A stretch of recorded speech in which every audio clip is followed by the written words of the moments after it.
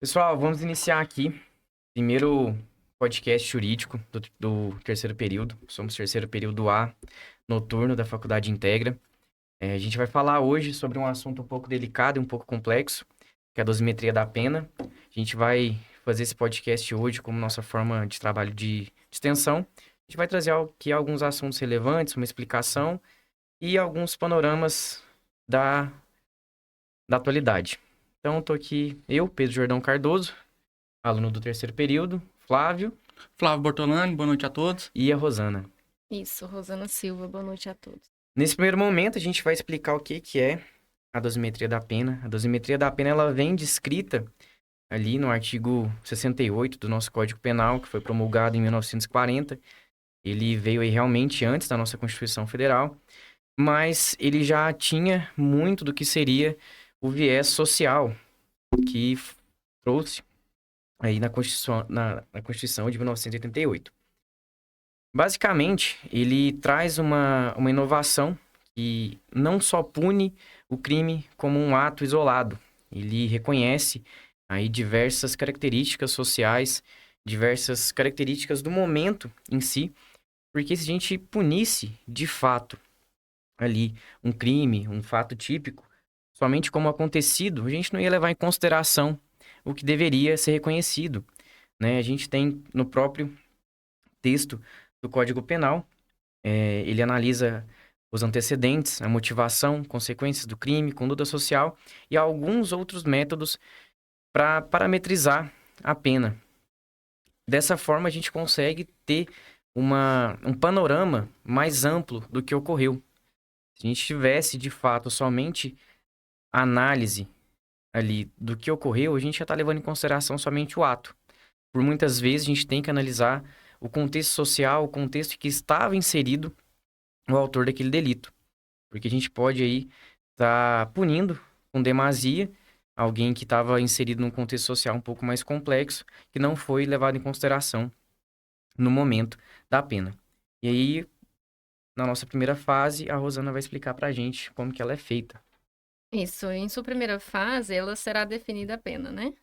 E levará em consideração para a sua fixação todos aqueles parâmetros descritos.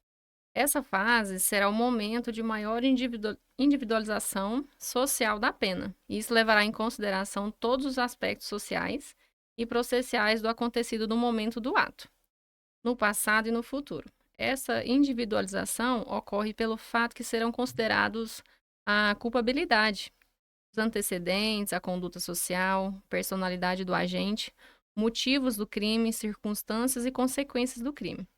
E ainda assim o comportamento da vítima, né? Então, não há exageros em dizer que todos os momentos do tempo não serão analisados. Eles sim serão analisados. Serão ponderados também a análises pretéritas e futuras da repercussões e influências sobre o autor e repercutirá pelo crime em si.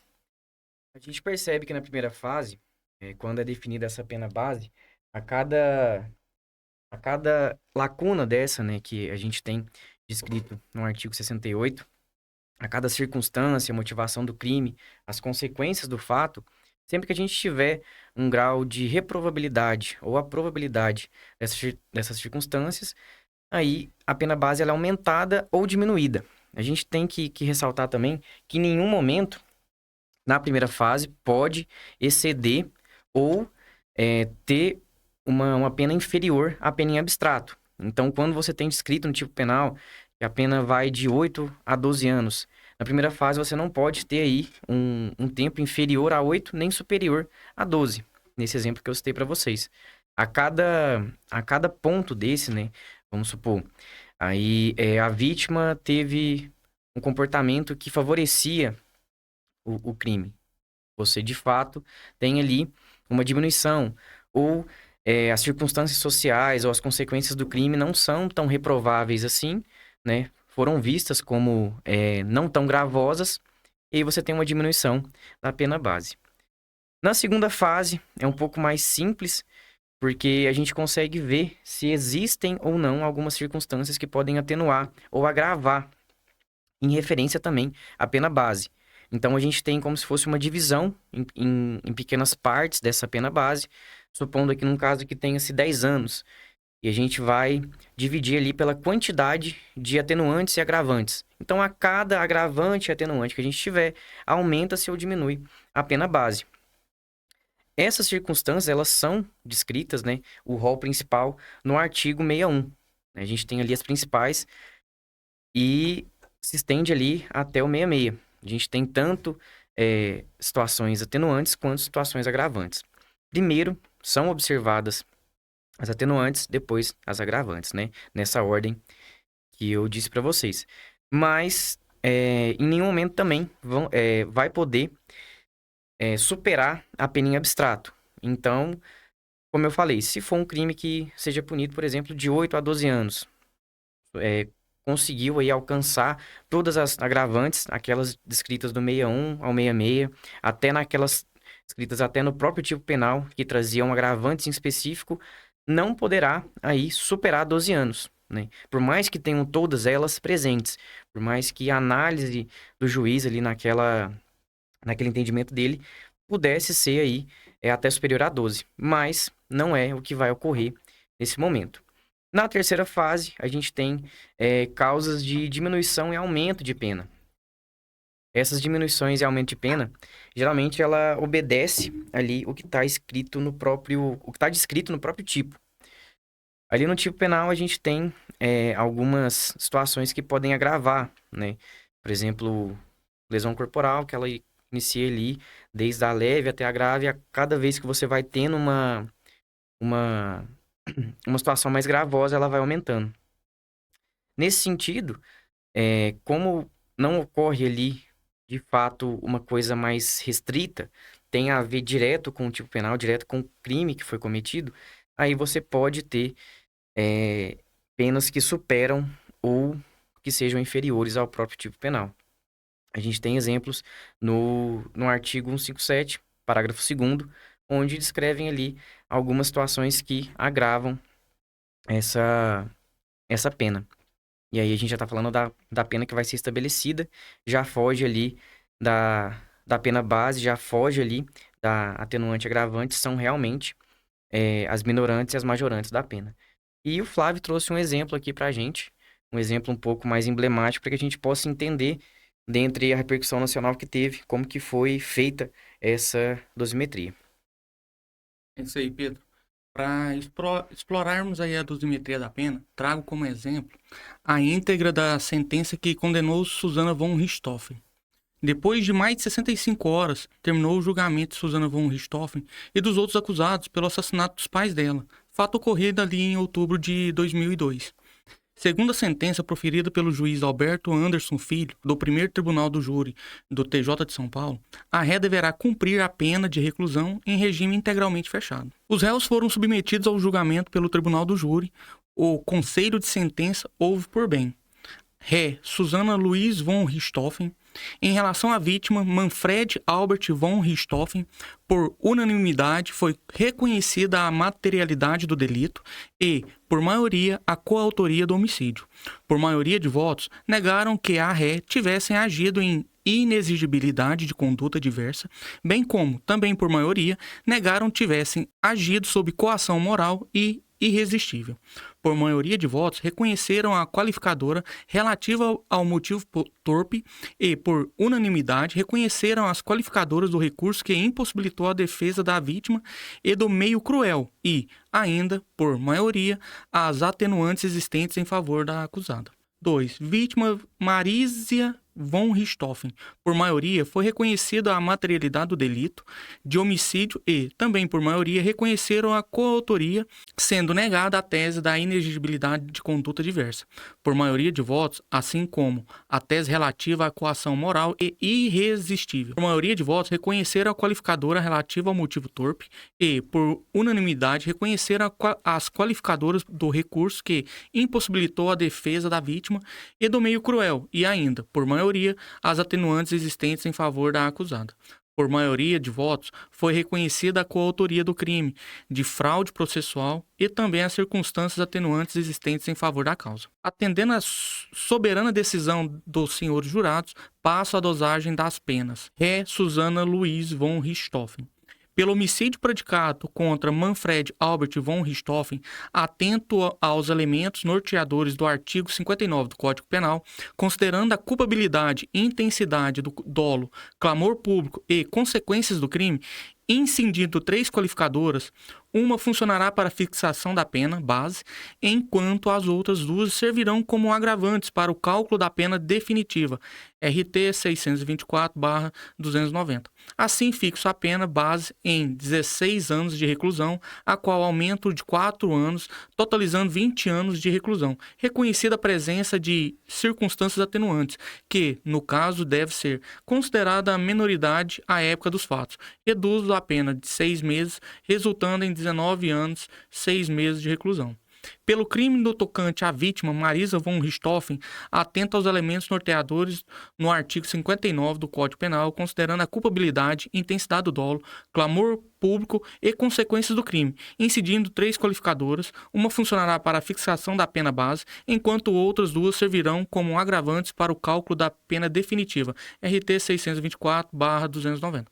Assim, fixo a pena base em 16 anos de reclusão, a qual aumento de 4 anos, totalizando 20 anos de reclusão, reconhecida a presença de circunstâncias atenuantes que, no caso, deve ser considerada a menoridade à época dos fatos, reduz a pena de 6 meses, resultando em 19 anos e 6 meses de reclusão. Pelo crime de fraude processual, artigo 347, parágrafo 1 do Código Penal, fixo a pena de 6 meses de detenção e 10 dias de multa, fixados este no valor mínimo legal de 1/30 do salário mínimo vigente no país à época dos fatos, devidamente ocorrido até o efetivo pagamento. No caso, há evidente concurso material, nos termos do artigo 69 do Código Penal. Com efeito, a ré participou de 2 crimes hediondos, mediante ações dirigidas contra vítimas diferentes, no caso, seus próprios pais. Além desses, também praticou o crime de fraude processual. Assim, as penas somam-se, ficando a ré Susana Luiz von Richthofen condenada à pena de 39 anos de reclusão, 6 meses de detenção, bem como o pagamento de 10 dias multa no valor já estabelecido por infração do artigo 121, parágrafo 2º, incisos 1º, 3 e 4, por 2 vezes, e artigo 347, parágrafo 1 do Código Civil, artigo 69, todos do Código Penal.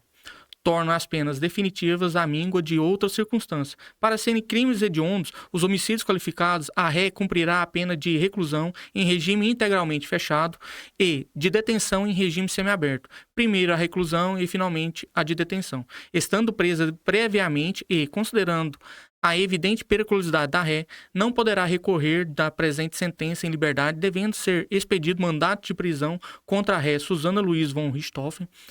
Após o trânsito em julgado, lancem-se os nomes dos réus no rol dos culpados, sentença publicada em plenário, dou às partes por intimadas, registra-se e cumpra-se, e comunique-se.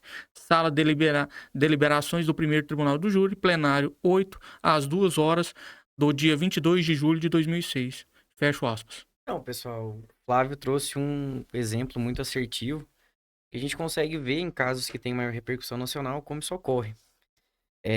Como foi um caso tão emblemático, um caso que ocorreu aí, igual ele mesmo citou em alguns momentos, motivação, um motivo torpe, o caso dela ser menor de idade, o caso também dela ter tentado falar que estava sobre coação irresistível, tudo isso é levado em consideração. Todos esses fatos vão ser considerados para a contabilização da pena. Então, muitas vezes as pessoas têm uma ideia errônea, ele é considerado somente para prejuízo, mas em benefício também ocorre. Mas as situações que são emblemáticas, né, como o caso dela, a gente não tem muito do que falar em redução de pena. Geralmente, quase sempre, nas majorantes.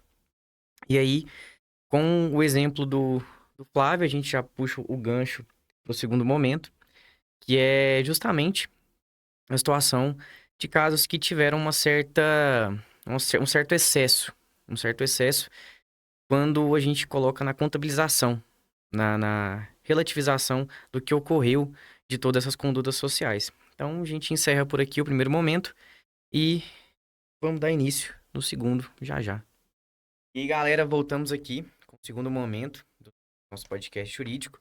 Agora a gente vai tratar aí um pouco das ações que ocorreram ali de janeiro, numa visão melhor sobre o caso da Débora, que é o que teve mais repercussão. E levantou muita dúvida sobre esse assunto, sobre a dosimetria da pena. Se foi muito severo, alguns disseram até que foi pouco. Então a gente vai estar aí fazendo uma discussão. Não vai chegar a uma certeza, porque não tem como chegar. Isso depende do ativismo judicial ali, do juiz que está julgando no momento, né? O que ele decide, como sendo majorante, minorante, assim vai. Mas a gente vai tentar trazer uma certa clareza nesse assunto. E agora, para o segundo momento, a gente está aqui novamente. Pedro Paulo, Boa noite, pessoal. Tudo bem? com a Nathalie Gente, e com o Sandrinho. Boa noite, pessoal. Vou fazer a inserção do assunto sobre o 8 de janeiro, onde foi um dos maiores ataques à democracia, Deus da democracia. O ataque 8 de janeiro consistiu ao Congresso Nacional, o Supremo Poder, a Casa dos Três Poderes, né? Um ato motivado pela não aceitação do nosso atual presidente, senhor Lula, onde majoritariamente tinha pessoas totalmente extremistas com pensamentos de direita, que fez a invasão ao Congresso, depredou um dos maiores símbolos do Brasil, Acabou com tudo. acabou de forma literal, acabou com tudo, e causado prejuízos milionários. O governo federal reagiu rapidamente, né? Decretando a intervenção de segurança no Distrito Federal e promovendo investigações que resultaram em prisões e condenações de diversos envolvidos. Inclusive a nossa famosa, né? Famosa Débora. Caso do batom. O batonzinho que saiu caro, hein? A Débora tá sendo investigada até hoje. Foi condenada aí. A Então, época que a gente fez a pesquisa já tinha uns 750 dias. Então Então, já passaram-se um mês basicamente, então estamos aí. e mais ou menos em torno, né? E ela tá pra sair o caso dela, né? Infelizmente a nossa Débora aí vai ficar em torno de 10 a 17 anos preso. E essa é a inserção. Vou passar para o próximo envolvido, né? E aí, depois de fazer a introdução, nós vamos discutir sobre o assunto. Exatamente. Certo? Agora é a Eu- Nathalie. olá pessoal, eu vou falar um pouco sobre, né, um assunto que gerou intensos debates no país, né? Que foi o tratamento dado aos presos, né, dos atos de 8 de janeiro de 2023, A né? galerinha ficou jogada no estádio, ficou lá tudo preso, teve gente aí, tava ficando louco e nada ele vai trazer pra gente como é que aconteceu mais ou menos. Né, que os manifestantes invadiram e depredaram as sedes dos três poderes, né, em Brasília. Que foi um episódio que marcou um momento crítico na nossa democracia e colocou à prova o equilíbrio entre a punição de crimes graves e a preservação dos direitos fundamentais, né? E que nos deixou com uma dúvida. Os envolvidos nos atos de 8 de janeiro receberam um tratamento justo, dentro dos parâmetros constitucionais e legais, né? Ou foram vítimas de um processo de exceção? Tá aí um bom questionamento aí para os nossos ouvintes deixarem nos comentários aí, né? Se Essa é uma foi ou se pergunta não que- foi, essa é uma interessante. pergunta que vai gerar um debate interessante, né, pessoal? Não... Até hoje ainda gera. Com certeza. Nossa, com certeza vai seguir. Por isso que nós muito estamos tempo. aqui Pessoal. trazendo esse tema para debater, porque é um tema bem que gera Polêmico. um calor assim, né, de debate. O pessoal trata bastante aí as idosas que estavam lá, as mães que deixaram os filhos em casa, e aí gera essa discussão e grande, cara. Até Inclusive, hoje. a Débora conseguiu a prisão domiciliar por ser mãe, né? Pegou ali Uhum. 14 anos de condenação, mas de reclusão, porém o ministro Os Alexandre de filhos Moraes dela estavam sozinhos. concedeu para ela a prisão domiciliar. Atualmente ela está com tornozeleira. Né? Logo após os atos, né, o STF autorizou prisões em massa, que resultaram em centenas de pessoas detidas. Muitas foram mantidas presas por longos períodos sem julgamento e com dificuldade de acesso à defesa adequada. A questão da presunção de inocência foi colocada em xeque, assim como o uso amplo da prisão preventiva. O princípio da individualização da pena também foi discutido, já que muitos dos presos foram tratados de forma coletiva, sem análise aprofundada de suas condutas específicas. O risco aqui é transformar o sistema de justiça em um instrumento de punição exemplar, descolado do devido processo legal. Pessoal, vamos lá. Agora pra gente poder tentar entender quem é a Débora, o que ela tava fazendo lá, qual que era a vontade dela. Por mais que essa aí a gente não tenha muito como saber, mas vamos entender quem é ela. Né? O principal que a gente vê nas manchetes é Débora Rodrigues dos Santos, cabeleireira, que foi presa por pichar estátua. pichar já gera uma dúvida aí, porque ela não pichou, né? Não teve uma tinta ali de fato. Foi Foi com um batom. Ela depredou aí um dos principais símbolos do nosso país, Sim. que é a estátua da Artemis, Artemis. com o nome de A Justiça. Ali na Praça dos Três Dos Três Poderes. E aí uma obra cara, uma obra que simboliza o nosso poder judiciário nacional. Então, assim, tem uma representatividade muito grande no que ela fez, né? Eles estavam ali, de uma certa forma, para protestar, requerer os pontos que eles tinham de não aceitação, que ocorreu após as eleições de 2022. O pessoal foi para lá, destruiu bastante, causou um prejuízo milionário, igual o Sandrinho falou. Em torno de mais de 20 milhões. Né? Tinham obras ali Obras únicas, de artes, muito Mas- bonito, Muita tá? história. muita história. A Débora ali, ela basicamente escreveu ali, né? O pessoal até fala que era um batom Make B. Make Make B, B. patrocinamento do A Boticário. Boticário aí, não sei se ela ficou famosa, se ganhou, se perdeu seguidores no contexto social que a gente tem hoje. Mas eu acho que foi uma boa propaganda, né? Porque Alta fixação. Foi, alta rapaz. fixação. Não, mas Acho que ele não é durante tão 3 alta meses- fixação assim, não. Ele Aí, ainda ó. sai. Não, mas durante 3 meses teve Mas é muita uma cor foto, bem muita vibrante. imagem. E o Relatando pior sobre que, isso, né? que ocorreu ali no 8 de janeiro, cara, foi igual a Débora. O pessoal foi pra lá, depredou, foi lá manifestar, né? E todo mundo se gravou fazendo isso. É. A Débora, ela só foi condenada porque tinha um vídeo dela mesmo fazendo essa situação. Inclusive, eu não sei se vocês perceberam, mas a escrita não tá errada. Os detalhes Tá minuciosos. perreu mané. Não tá perdeu. Tá perreu É. mané. Você vê como é que é as escrito não tá palavras. A hora errado. da tensão lá, ela Claro. parece ter errado alguma letra, né? Ficou... É o nervosismo. É o nervosismo. Mas então, pessoal, a acusação dela foi simples, né? Tentativa de abolição violenta do Estado Democrático de Direito, dano qualificado na associação criminosa armada e deteriorização do patrimônio tombado. Né? Que, como eu falei pra vocês, é uma estátua importantíssima. Então, gente, sim, ela foi presa ali, né? Igual o pessoal, como a Nathalie falou, a galera foi presa aos montes, pessoal preso em ginásio, pessoal preso da forma que dava. Aí a gente não sabe bem se foi um excesso, se foi a forma que deu, mas é importante salientar que na Constituição, no próprio Código Penal, a gente tem um tratamento humano, Individualizado também. individualizado também. E, né, com certeza, de acordo com os fatos que você cometeu. Você só vai ser penalizado com a potencial situação daquilo que você fez. E aí, essa é a maior discussão dessas prisões. Eis a questão, você acha que eles foram penalizados de forma Excesso? devida? Ah, cara, eu vou me ausentar da opinião pra não sair ali Não, de mas nós fora. temos que Não gerar gerar polêmica, né?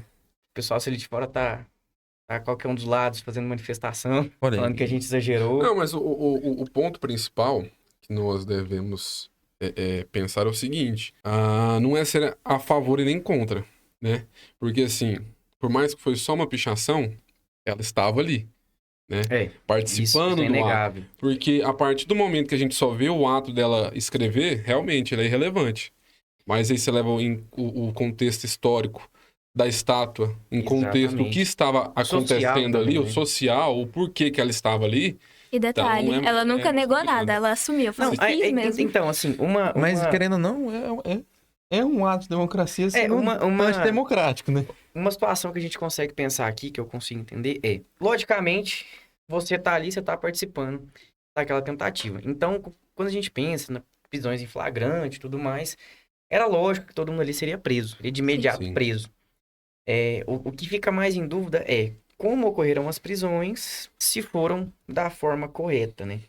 Porque ali você colocar que o pessoal foi preso em um ginásio, o pessoal não tinha água, não tinha banheiro, aí é uma situação mais complexa. Foram mais de 1.300 pessoas presas. Exatamente, Entre- porque a gente já tem um certo sentido de ferir a dignidade da pessoa humana, que é amplamente defendido no Brasil, na Constituição Federal, Constituição, no né? próprio Código Penal, em todos os locais, em todas as instruções normativas do Brasil, a gente sempre tem essa proteção da dignidade da pessoa humana. E hoje, Débora, hoje não, né?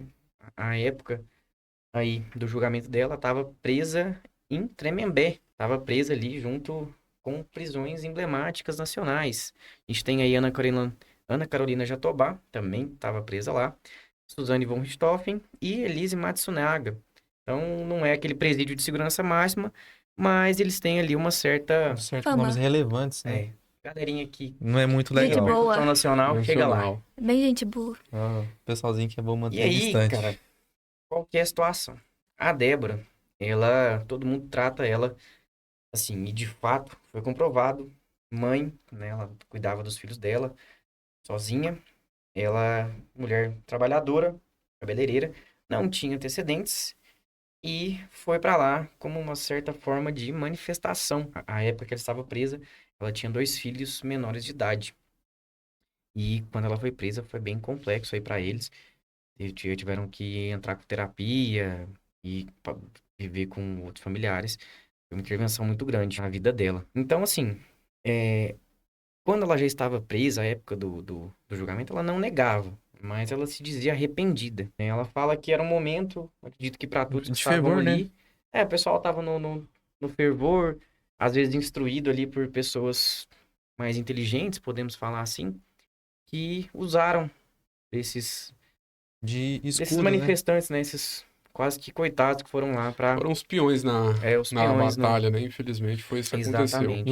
o caso dela é muito importante pra gente colocar magnitude no tamanho da internet, né? Porque o caso dela exemplifica isso aí, o que a internet pode fazer, Como pode se né? organizar, né? Pode- Um Sim, movimento sim. desse se organiza. Que foi um evento organizado, Em poucos dias. em poucos dias, teve códigos, teve representações, teve muito dinheiro envolvido, Organização. foi mantido ali mais de 2 semanas antes de acontecer É. o caso, um tremendo, Banheiro coletivo, pessoal sem água, é uma situação um pouco complexa. muito... Quando a gente olha como funciona as nossas instituições prisionais no Brasil, a gente vê que não está muito longe, mas pelo menos nas instituições prisionais a gente tem a certeza que o pessoal está ali, cometeu algum fato, estão pagando na medida do que cometeram Sim, e sim. assim vai. Confia na justiça, né? Pessoal, e aí? Esse julgamento dela trouxe uma polêmica muito grande. Porque, de um lado, a gente tinha pessoas que falavam: ah, mas como que a gente vai punir uma mulher que usou um batom como arma? Como que a gente vai punir dessa forma? Em 14 anos de prisão, né? Como que a gente vai punir isso? E a gente tinha falas como do deputado Janones, que citou que ela pegou uma pena aos simples homicídios que acontecem no Brasil, né? Como se ele tivesse chegado ali, matado alguém, pegado 14 anos, ele falou que achava pouco. E realmente uma ação dessa merecia muito mais... Muito mais... Isso aí é uma opinião que ela discorde bastante, né? Porque a gente tá colocando a vida humana em uma opinião, né? Por mais que ali seja relatado história, valor, mas Assim, só falando a frase dele aqui, né? Abre aspas. Pessoal, é um absurdo que acabou de acontecer no STF. Peço que vocês me ajudem a denunciar o senhor Alexandre de Moraes, ministro do STF, que acaba de dar uma decisão absurda condenando a senhora Débora Rodrigues dos Santos a 14 anos de prisão. Quando a gente vê essa primeira parte, né, a gente pensa, opa, ele vai, às vezes, sair em defesa dela, mas, continuando, isso mesmo, só 14 anos de prisão, como se a Débora tivesse tentado matar uma pessoa, como acontece todos os dias no nosso país. Não, a Débora foi muito além, senhor ministro Alexandre de Moraes. Eu vejo um certo problema numa fala dessa, porque ele relativiza um assassinato, um Uma homicídio, vida como se humana fosse a um simples, ato. né? Ah, uma Assim, estátua. uma estátua, lógico, é um bem, é um patrimônio tombado, Uhum. tem sua história e seu valor, mas o bem A da própria- vida Eu acho que vale uma não tem estátua? valor, né? Uma A vida. própria tentativa de abolição do Estado ali, a gente tem uma discussão muito ferrenha se ela houve meios eficazes, né? Que a gente tem no nosso Código Penal, que não tem crime quando você usa de um meio ineficaz. Não tem como eu disparar contra alguém com uma arma de brinquedo. Brinquedo. Então, alguns dizem, né? Aí é uma opinião um pouco diferente, mas se eles estavam ali, né? Quebrando as coisas, não tinha nenhuma autoridade, não tinha ninguém que pudesse, de fato, ali ser coagido para abolir o Estado, como que estava no meio eficaz. Essa é uma discussão que ocorre, não estou dizendo que é a minha opinião, também acho que tinha ali uma certa eficácia, mas era relativamente ineficaz. Também acredito, porque a partir do momento que adentraram 1.300 pessoas, 20 policiais dentro do Congresso, ainda manteve a situação por mais de 40 Ainda minutos. conteve, né? Então a gente tem que colocar na balança, né? 20 para 1.000 ainda conteve o pessoal um tempo limitado, né? É que os policiais não aguentaram mais e houve a invasão. Mas, que nem você falou, a gente tá colocando o valor da vida. Relativizada. A gente tá colocando valor na vida, na verdade, É. né? A gente tá colocando 14 anos de prisão aí no preço da vida. O que foi que o nosso queridíssimo E aí, deputado pessoal, só quis relatar. trazendo aqui para vocês, um professor que a gente admira muito aqui no curso de Direito, até nosso professor de fato, que iniciou o projeto de extensão, que é o professor Salomão, traz muito pra gente, que é o Auri Lopes. Ele é um professor aí de Direito Processual Penal. E a gente percebe algumas incoerências que ocorrem no STF. Porque a gente tem a prerrogativa de função. Os atos que são diretamente julgados no STF, geralmente eles ocorrem aí naquele foro privilegiado, né? Eu tenho um deputado, eu tenho um senador, ele vai ser julgado obrigatoriamente no STF. Só que isso sempre mudou bastante. De início, se você tivesse um crime ali relacionado à corrupção, como foi o mensalão, aqueles que têm a prerrogativa de função e aqueles que não têm seriam julgados pelo STF anteriormente. Já no caso Aécio Neves, se eu não me engano, se não me falha a memória, mudou-se, né? Ali você julgaria aqueles que têm prerrogativa de função, mas aqueles que não têm seriam encaminhados para a justiça comum ali, obedecer aí a ordem hierárquica. E, né, agora a gente tem uma novidade quanto ao caso aí do 8 de janeiro, que tá todo mundo lá. A gente não consegue dizer de fato se deveria ou não. Tem essa dúvida. Mas fato é que tem uma certa incoerência. Isso gera uma certa incoerência. Como que a gente pode falar, galera? É como se não tivesse uma segurança jurídica, né? Porque parece que em certo momento acontece uma coisa, depois acontece outra. A gente tem dois pesos, duas medidas, né? Até onde é especial, né? Exatamente. E aí, junto da Débora, que cabe uma análise aí um pouco interessante sobre o caso do julgamento recente do Bolsonaro. Seria ofertada a denúncia ou não. Então, no caso do próprio Bolsonaro e relacionado ao 8 de janeiro, a gente sempre tem um mesmo alerta. Alexandre de Moraes, ele seria ou não suspeito? Porque se ele era o alvo principal dos ataques de 8 de janeiro, junto ao presidente Lula, como que ele seria o então julgador? Como que ele seria o então analista ali das provas? Ele conduziria esse processo inteiro? Eu não consigo ver como um processo rígido, né? Que seria comum do STF. É um processo que pesa para um dos lados. Porque quando eu estou envolvido pessoalmente, eu tenho as minhas aspirações pessoais. Né? Eu penso dessa forma. Sim, sim. Quando você é alvo de alguma coisa, as suas aspirações pessoais, elas ficam ali evidentes. E aí, pessoal, tem aí, né? Quase o horário da aula, né, cara? Tô chegando, hein? Ali na aula. Então, pessoal, a gente fica nessa dúvida.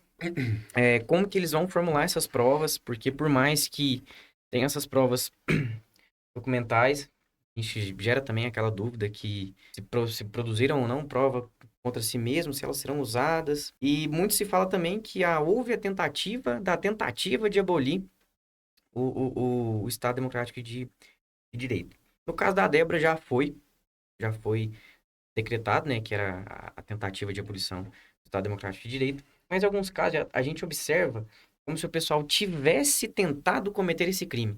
Mas como que a gente fala que eles tentaram cometer esse crime? O crime é a própria tentativa. Então não tem tentativa da tentativa. Não tem como chegar lá e tentar, para depois também tentar abolir o Estado Democrático de Direito. Então, junto da Débora, acende esse alerta. Como que funciona essa tentativa? E aí, junto tudo isso, a gente fica naquela discussão. Ele é uma exceção, né? Ele é uma exceção onde todo mundo vai ser julgado pelo STF. Ele vai realmente ser essa exceção ou não. E se foi excessivo ou não essa condenação. E o Pedro conseguiu fazer uma análise melhor pra gente de como funcionou a dosimetria da Débora. Sim, Jordão, eu trouxe aqui para o pessoal, né, cada crime destrinchado, né, com ali como que o STF fez ali a sua dosimetria, e aí nós vamos começar, né, como vocês já explicaram aí como funciona a dosimetria, eu vou pular essa parte, vou direto ali para os crimes, né. No caso da Débora, os 5 crimes foram julgados em concurso material, ou seja, as penas de cada crime foram somadas, resultando ali nos 14 anos de prisão. Agora eu vou detalhar para vocês aqui os 5 crimes, tá? E a sua dosimetria, como ela foi aplicada. O primeiro crime que a Débora foi condenada é o de associação criminosa armada, que se encontra ali no artigo 288, parágrafo único do Código Penal. Esse crime, ele tem como sua definição a associação de 3 ou mais pessoas, né, para cometer crimes com agravante armada.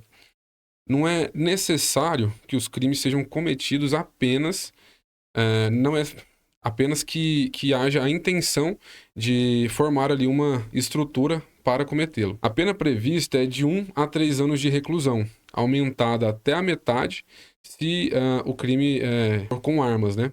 Tanto armas de fogo, de porte restrito, quanto armas brancas. No caso da Débora, a PGR acusou ela de se juntar a um grupo organizado com mais de 3 pessoas, né, que haviam ali na manifestação e que fizeram uso ali de objetos como paus, pedras, e no caso da Débora foi somente o batom. Essa comparação Aquela foi bem... dúvida agora se a gente vai colocar a Boticário como fabricante de armas. Aí vai ficar mais complicado, né? Porque essa comparação aí foi bem tosca. Vai aumentar o imposto lá, hein, galera? Então, assim, em um contexto da violência generalizada que teve ali, né? Se a gente pegar uma comparação aos manifestantes que estavam fazendo uso de pedras, arremessando pedras, usando pedaços de madeira, de ferro, enfim, para realmente danificar ali o patrimônio público.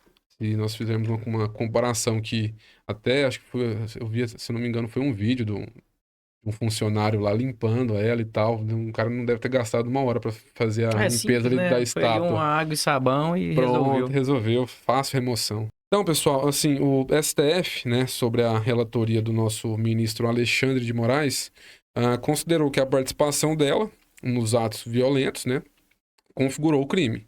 A pena base dela, né, foi fixada em cerca de 1 ano e 6 meses, dentro do intervalo legal, considerando ali a gravidade do contexto e a ausência de antecedentes criminais. Então, não houve ali a menção de agravantes específicas, mas a confissão dela pode ter atenuado ali um pouco a pena, né? Porque desde o início ela sempre se declarou culpada, mas pedia assim, num contexto de, poxa, eu fiz. Arrependimento mais mas feito. sim, eu tô muito arrependida. Será que precisa disso tudo? Assim, eu tô muito arrependida. Não vou fugir da pena. Assim, num sentimento de querer diminuir ali ao máximo, porque ela realmente se arrependeu. Então, já o segundo crime foi a abolição violenta, né, do Estado Democrático de Direito, que se encontra ali no artigo 359 do Código Penal, que nada mais é que tentar com violência ou grave ameaça abolir o Estado Democrático de Direito, impedindo o funcionamento dos poderes constitucionais, e tem como pena prevista de 4 a 8 anos de reclusão, além da pena de violência. Aí a gente entra naquele assunto que o Jordão estava comentando. Será que houve violência ou grave ameaça ao Estado Democrático de Direito? Porque escrita dela? a violência, questionamento. a gente presume em certo momento que ela seja destinada a alguém, né? Sim. Agora, destinada a alguma coisa, a gente não consegue entender.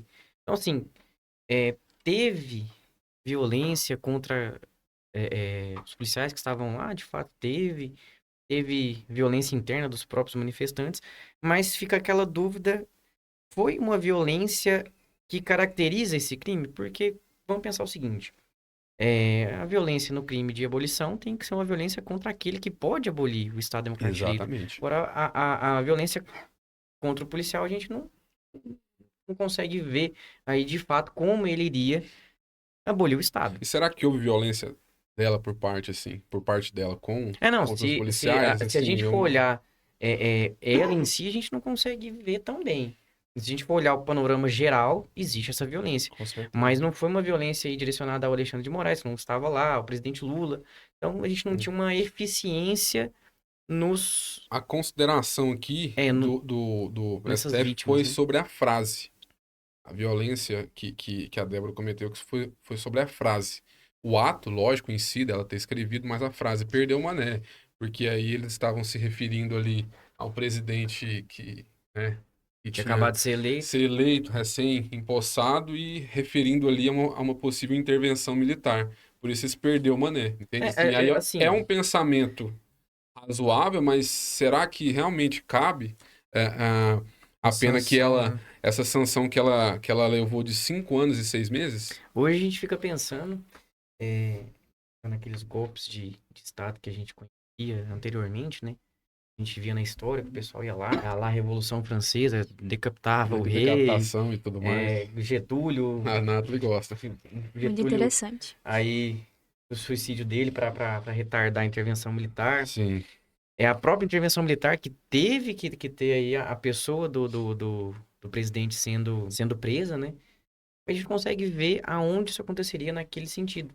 Só se eles ocupassem a Câmara, eles ocupassem o STF, não deixasse ninguém exercer seu direito de ofício, né? Seu trabalho. Não deixasse ninguém trabalhar, mas mesmo assim, hoje em dia tudo remoto, não ia abolir de fato. O Estado iria continuar funcionando, Não, né? ele ia continuar Até funcionando. porque 2 dias depois estava funcionando. Tava funcionando. Então, Como se Então- nada tivesse Então, assim, acontecido. pessoal, voltando aqui à minha fala, a primeira turma do STF, né, que foi a que julgou esse caso, entendeu que os atos ali do 8 de janeiro, incluindo a invasão e a depredação, tinham como objetivo desestabilizar os três poderes, executivo, legislativo e o judiciário principalmente. Débora, né, ao participar ali da invasão e pichar a estátua, contribuiu para esse objetivo. Né? Com isso, o ministro Alexandre de Fica a Moraes dúvida, sugeriu aí... efetivamente ou não? É. Contribuiu efetivamente ou não? Será? E com isso, o Alexandre de Moraes, né, sugeriu ali uma pena base de 5 anos e 6 meses, né, sobre esse crime aí de abolição violenta ao Estado Democrático de Direito, né? Então, assim, a dosimetria desse crime foi feita da seguinte maneira.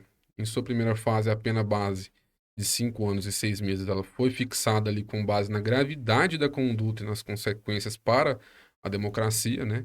Então, assim, a cada cálculo de cada fase da dosimetria nos surge ali um questionamento, né? Com base na gravidade da conduta e nas consequências para a democracia. Então, será que aquela frase ali foi realmente assim tão maléfica ali para Eu acho que democracia? outra coisa muito pior na Eu rua, né? acho que tem coisas piores. Então, Tem algumas já, senhoras que o digam. já, já Mesas sofreram. Pra quem acompanhou aí, vai entender a vai referência. entender a referência. Então, já ali na sua segunda fase, né, a confissão da Débora, ela pode ter sido considerada ali atenuante, mas a redução não foi muito significativa. Em sua terceira fase, não houve causas de aumento ou diminuições expressivas, né? Então, aí finalizando o cálculo do crime de abolição violenta do Estado Democrático de Direito, finalizando em apenas de 4 anos e 6 meses, após ali todos os ajustes e após passar pelas 3 fases ali da dosimetria. Bom, o terceiro golpe que a Débora foi condenada, né, foi o golpe de Estado, que também está ali no artigo 359 do Código Penal, que tem por definição tentar depor por violência ou grave ameaça, vem aí de novo, né, a violência ou grave ameaça, o governo legitimamente constituído. É um crime formal, né? Ali consumado pela prática dos atos, independentemente do resultado, e tem como pena prevista ali a reclusão de 4 a 12 anos. Então é aquele negócio, né? Somente a sua tentativa já constitui o crime.